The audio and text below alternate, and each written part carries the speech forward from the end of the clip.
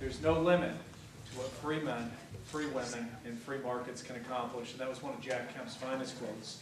I wanted to ask you why we're here tonight. You're wondering why I'm here, why I'm running for Congress, and why are we here in the midst of this Tea Party movement, in the midst of this crisis in our nation.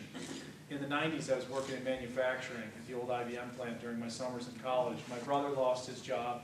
So many family and friends lost their jobs in that area. My brother moved to North Carolina. If we went around this room, I think every single one of us in this room would have someone who's not here in New York State because of the economic situation. Is the state the problem? Sure, but the federal government is piling it on.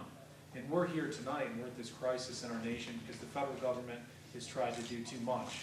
I'm an American history teacher who teaches the Constitution. We've gotten away from great principles of limited government, of constitutional principles of government that have made our country great for so long. We had 41 congressional districts in New York State. Now we're down to 27. Things just keep getting worse and worse here. In the last 8 years, the median family income is down. We have more people not working than ever. We have a 62% on workforce participation rate. This is at its lowest levels since the 1970s. I believe the current crisis is not just the government causing the problem, but the Republican Party, the party that many of you and I am affiliated with, not leading on ideas. We keep losing deal after deal after deal getting handed to us by the president, and I would say the challenge is we're not leading on ideas. What is our solution to get the economy going again? What is our solution on health care? What is our solution to reform and transform welfare? We are going to win on ideas. In the coming weeks, I'm going to be laying out bold plans on the economy. Empower New York, empower America. Nothing you do as a business owner to grow or expand your business and create jobs and expand the economy should be penalized under the tax code. Let's lift the cap on expenses that business have. Let's allow businesses to set funds aside tax-free like we do, other Americans do for health care, for education, for retirement. Let's let businesses grow. Let's cut the tax completely on investments for businesses to try to get them going again. Small businesses are crushed. The big guys, the big businesses are able to deal with the regulations. They're able to go overseas. We need to fight for small businesses here. What is our plan as Republicans on health care? We're against Obamacare. It's terrible, but health care was broken before this. Look at your health care plans right now. The average employer is putting in $10,000 in salary, that could be salary that people don't see. The average family plan is then another $7,000. We're looking at $17,000 a year in health care costs for the average family. My wife and I were fortunate to have a baby. $5,000, the hospital bill, which is very high because of all the taxes and regulations. We're still down $12,000 a year. We need a dynamic market of choice. We need more choices for all Americans. We could talk simply in those programs, but why? After all these years, do we not have a clear solution to Obamacare? I mentioned the workforce participation rate.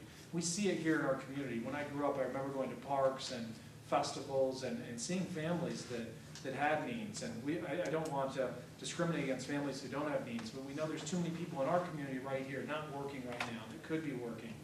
Sure, there may be a layoff at a plant. Sure, there may be some government assistance temporarily, but 99 weeks of unemployment, that's a long enough time to get a job at a community college, to get a community college education. We need to have a cap, a very short cap, saying that you have a limited time to get benefits and then you have to work to get benefits because there's dignity in work, and we know that people are losing skills. The situation with ISIS is an absolute disgrace.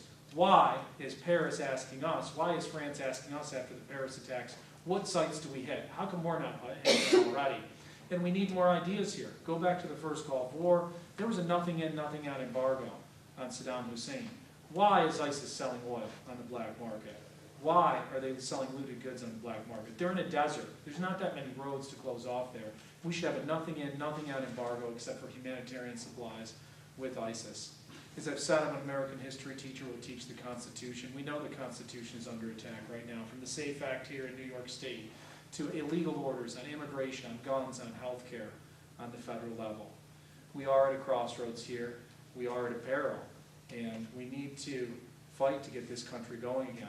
I'm the candidate who has the strongest experience on national security policy issues. I worked for a congressman who was the vice chairman of the International Relations Committee after the September 11th attacks. I worked on legislation to rescue women from human trafficking, forced prostitution rings. I'm the candidate with the most experience on economic policy issues through my work with the Jack Kemp Foundation. I've talked about the tax and regulatory reform is another major issue, healthcare, welfare to work. We also have to look at the Federal Reserve. They're in way too deep. They're acting outside their constitutional authority, buying billions of dollars in treasury bonds. The stock market is doing relatively well, but what about the average recovery? Why is the Federal Reserve trying to manage all these things in our economy? That's something that's never talked about. They're acting as if they're the fourth branch of government. We need to get the Federal Reserve back into balance. I'm the candidate who's the most battle-tested in this race. If you're looking on the Republican side, and for a Republican nominee, we ran in a district with 43,000 more Democrats. We were the #2 ranked race in the nation. We were 52 to 48% on election night. So we showed that we can get voters with conservative values, with constitutional values. We can reach out and convince Democrats and independents that this is the way to go. There's a lot of people running for different offices, and a friend said to me years ago, why do you want to run for Congress? A lot of people are down here, they just have the title, and we see this unfortunately with some, not all, local officials. Oh, I'm so happy I have this title, mayor or senator or supervisor. Why do you want to go to Washington? A lot of people just want the title. Ronald Reagan came to this town to change America. I want you to send me to Washington to help change America. We're going to fight to lead on day one. I'm not going to be a backbencher. We're going to fight on bold ideas and bold solutions, and we're going to work to help America rise again. Thank you so much. I thought they were going to be randomly selected from the box. They are. We're going to get to the boxes They as will, well. but these were just large, they didn't fit in. I'm going through these first, and then I will get to the boxes. These aren't my questions. I don't understand the middle process here. It seems like someone's filtering these questions. Well, no, they're being asked. He was just giving a list of questions. Someone didn't put them on little pieces of paper, so we're doing the best we can. We'll get to the box questions. Mr. Phillips, in the few appearances you have had on talk radio, you have stated that you are a moderate akin to Representative Hanna. Does that mean you agree with funding Planned Parenthood with federal funds?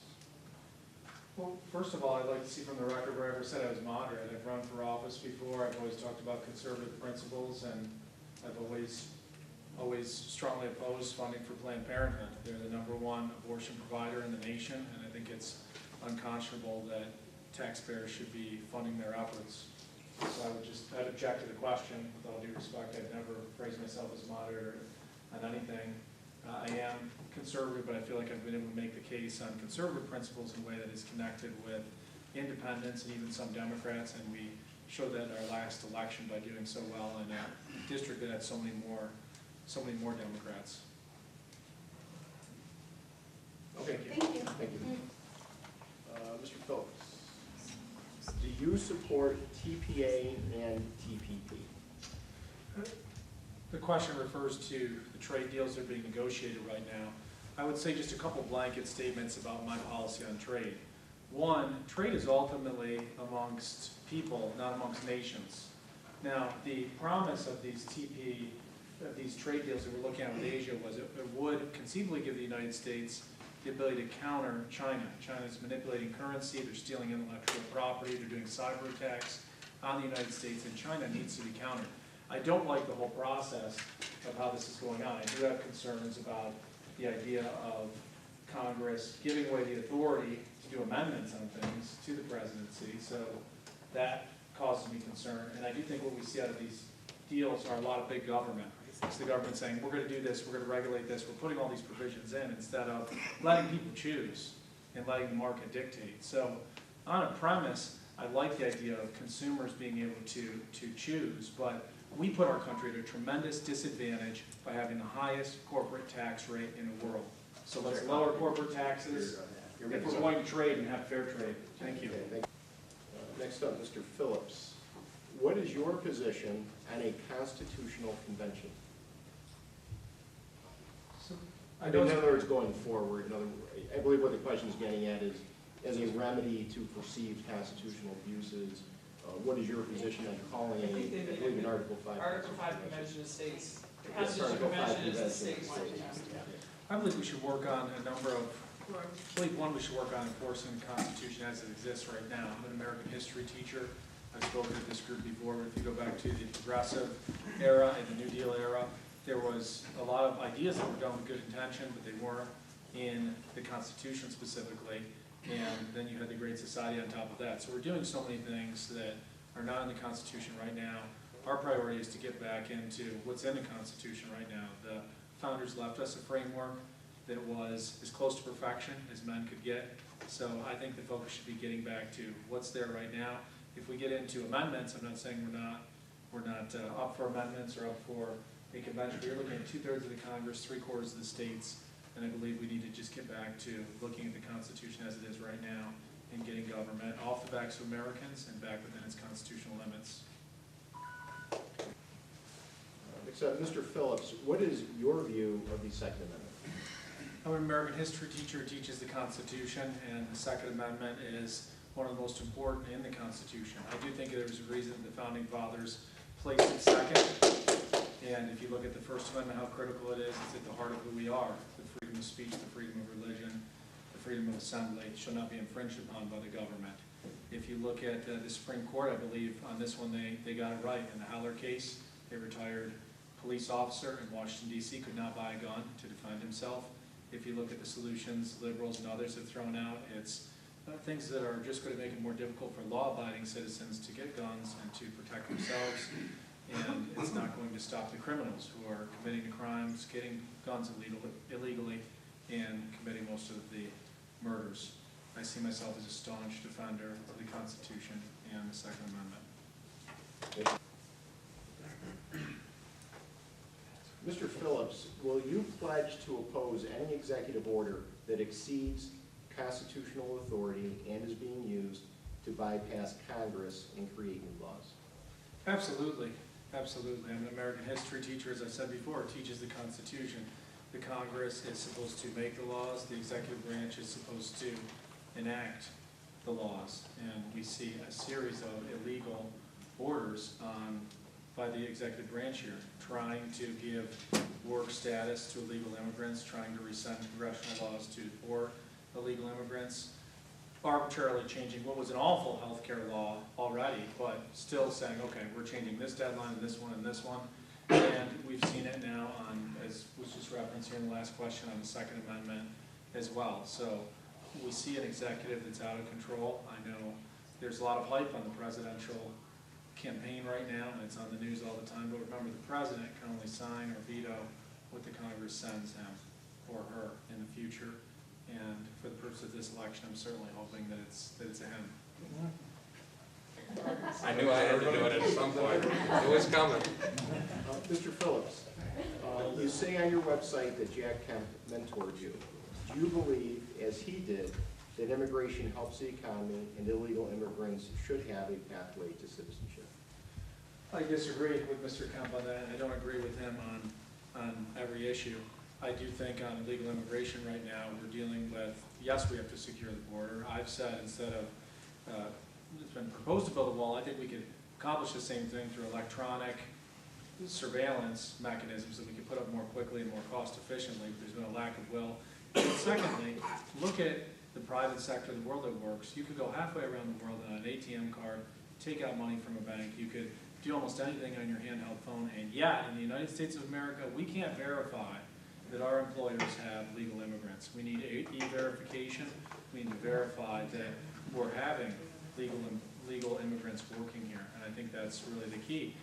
So many Americans are out of work. We need Americans to be filling jobs right now. If we got to a situation where every American that wanted to work, it was working, and there was still a need for immigrant labor, then we could look at it. But right now, with the workforce participation rate at its lowest level since the 1970s, that's not the situation. Unbelievable.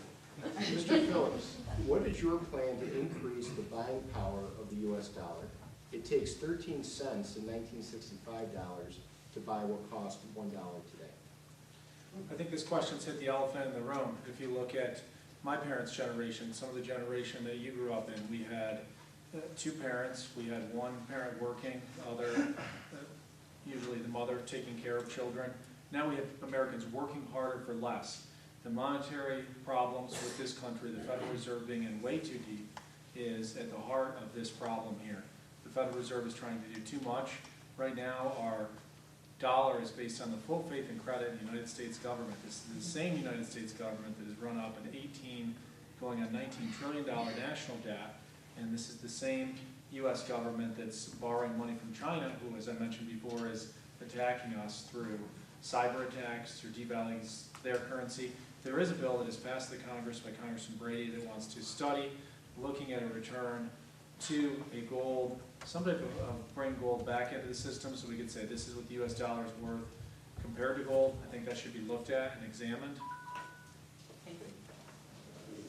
Mr. Phillips, pro-choice or pro-life?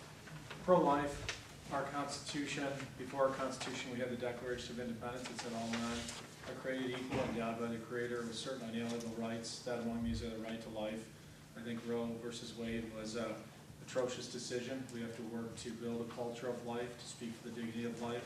We have to do so in such a way that is compassionate and is mindful of the fact that there are millions of women who have had abortions in this country and men who have been involved with them. So we need to speak with a healing voice, but we need to speak up for the dignity of life.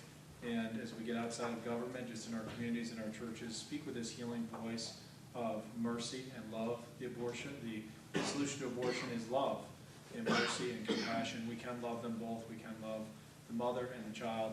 We absolutely have to have a firewall between taxpayer funding and abortion. That's what we get to vote on, or we have to vote on the federal government, and most frequently on this issue.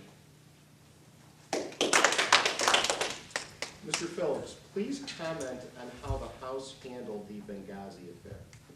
Well, Benghazi was obviously a situation of utmost importance. A U.S. ambassador and other U.S. government officials came under fire.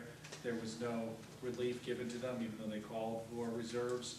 They had been calling before that, as we know, to Secretary Clinton's office, asking for more security. So I think it was a disaster, the way it was handled. It's tragic. The epic proportions, it should be investigated. Some say we're spending too much time on Benghazi. This was the lives of Americans here. We have to make sure it doesn't happen again. We have to get to the bottom of it. And Congress can multitask. There is a select committee on Benghazi, and I do think the Chairman, Trey Gowdy, is carrying it out with the utmost respect and integrity for the institution. We can look at and continue to investigate and get to the bottom of Benghazi and look at other issues as well. The media wants to make it sound like all we're doing is Benghazi. No, Congress is doing other things. They're doing a lot of things they shouldn't be doing. They're spending a lot of money they shouldn't be spending, but absolutely this was a tragic disaster and a tragic scene in U.S. history. Thank you. Thank all of you here for being here tonight and for all that you're doing for our country and caring about our country. I want to thank and congratulate the other candidates for a great exchange on ideas. I want to talk about two themes here as we close. One, leadership, and two, where we're at as a nation at this point. In terms of leadership, I feel that I've demonstrated leadership by standing up in 2010 to Congressman Maurice Henchy, one of the most liberal members in all of the Congress, and a race no one thought that we could win. We scrapped, we fought, and with your help, we almost made it there. I feel that I've shown leadership as an educator. I've been Dean of Students at Seton Catholic Central with 360 students. We've set the highest ideals for the students and our families. I've shown leadership by going into the most difficult of education settings. Years ago, teaching in inner city schools, and this past summer in a maximum security youth detention facility with young men who committed some of the worst crimes imaginable who were serving life sentences. I've showed leadership in my work with the Jack Kemp Foundation. I've laid out a lot of the ideas that we need to get going as a nation here tonight. We are the heirs of the Greeks and the Romans who experimented with ideas of democracy and representative government so many years ago. We're the heirs of 1776 and those who founded this country and started this great American experiment that's spreading all over the world. We're the heirs of Lincoln, who fought to preserve the Union and the last best hope on the earth from perishing. We're the heirs of those who stormed the beaches at Normandy and freed the world from Nazi tyranny. We're the heirs of Ronald Reagan and Jack Kemp, who fought to bring this nation out of the doldrums of the 1970s and win the Cold War and help spread freedom and liberty all around the world. I'm asking you to elect me and select me and help me get to Congress to be a leader, to help make this country great again, and to help be the last best hope in the earth that Lincoln talked about so much and that we all hold so dearly in our hearts. Thank you so much.